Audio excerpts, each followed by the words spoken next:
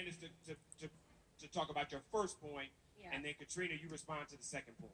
All right, so to tackle the white supremacy thing, your question was a fallacy because you said you insinuated that he has not denounced white supremacy. He hasn't. Go to his, somebody please, go to his Twitter feed right now. Right now, He go said, back to "Who the is the shootings. KKK?" He said, no, because we got to tell the truth. He I do said, not "Who stop. is the Don't, KKK?" now is you're what he cutting me off, right? There we go. Now we're even. What he said was that. So listen. What he said was that there was good. No. on both Let me sides finish. of white Stop. supremacy. That's what Because he you guys said. are so That's hung not what he up said. on That's not what Charlottesville, he said. and nobody heard the entire clip. I want to talk about why we get manipulated. I'm being serious, guys. I'm not even trying to make this like a contentious moment, because this is literally why Black America loses right here. Because we allow people with cameras to go hear a whole speech, like they do this to me all the time. They take out a couple of sentences you said, and they create a whole new headline. And people that were not there get incensed and get emotional, and don't actually go back to hear what was actually said in full context. They do it to me all the time. I know they do it to Trump. He has denounced white supremacy so many times. It's something north, somebody counted, of 24 times, and it's on his Twitter feed. So if you want to fact check me, go back to a couple of weeks ago when the shootings happened. He said, America is no place for white nationalism and white supremacy, and it's an issue that has to be tackled.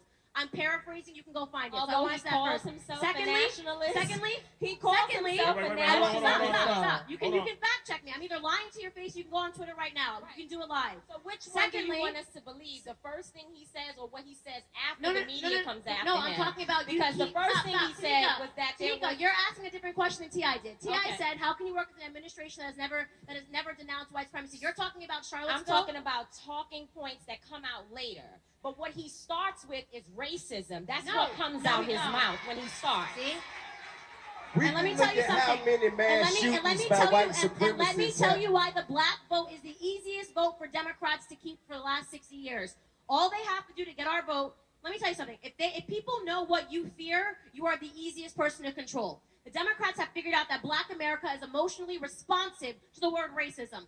She says racism, you jump up and you start cheering. You haven't even listened to what I've said to rebut it, okay? Cheer. But it's the 100%. The biggest issue. Let me finish. The biggest issue facing Black America is not white supremacy. When Trump said there were good people on both sides, he was talking about the fact that some people that were in the Charlottesville rally, and he could have paraphrased that better, he could have said something better, literally came there because they don't believe that statues should be torn down, okay?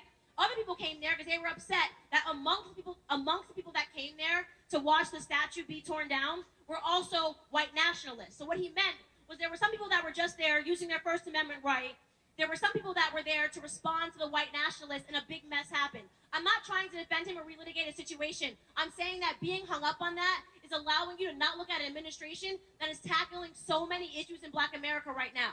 I do not consider myself a Republican. I definitely am not a Democrat, but Trump woke me up. I used to be liberal. Trump woke me up to the idea that we're being manipulated by the word racism every 4 years. So wait. Every 4 years. They call everybody racist. All right. We're going to get into this. Because